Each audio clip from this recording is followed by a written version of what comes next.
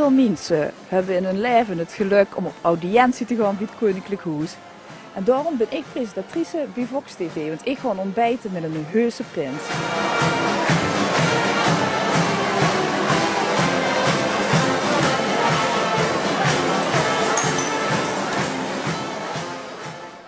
Van harte gefeliciteerd. Wie lang heb je hiervan gedroomd?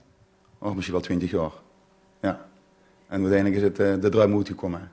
En dan staan ze bij die voor de deur om dich te komen vragen. En dan?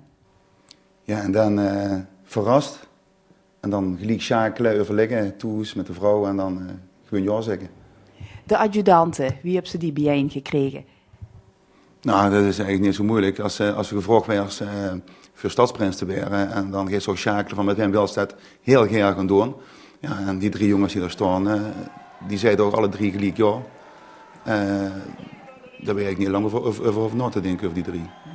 Wat is het? Vriend, familie, kennissen, buren? Wat zie je net? Vriend, allemaal. Een zwager, een hele goede kameraad en mijn allerbeste buurman. En dan gisteravond, the point of no return. Wie was het?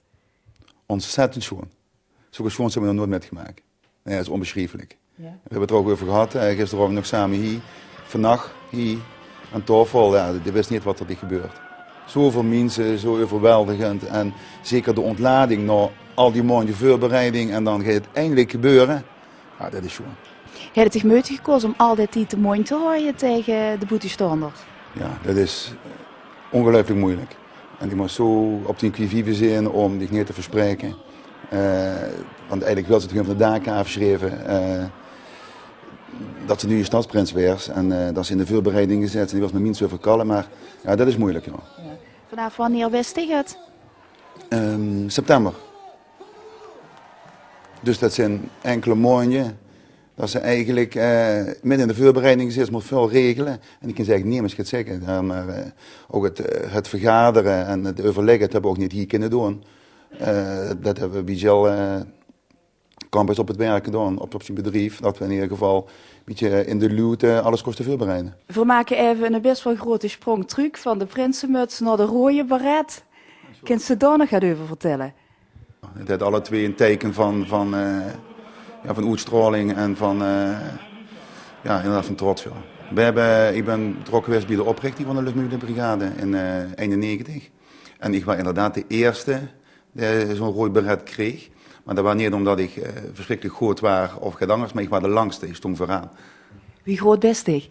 1,92. Wat deed je destijds als rode beretten zijnde? Nou, toen in die tijd hebben we ons voornamelijk voorbereid op de eerste uitzending naar Bosnië.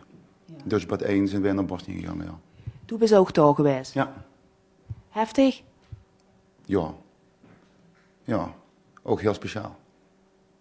En met die werk komt dat niet in het gedrang? Nee, ik denk het niet. Het seizoen is lang. Het programma speelt zich grotendeels af in de weekenden. En dan heb ik gewoon de tijd, en dat moet ik ook hebben, om door de week weer mee werk te kunnen doen. Ja. Ja. En dat is?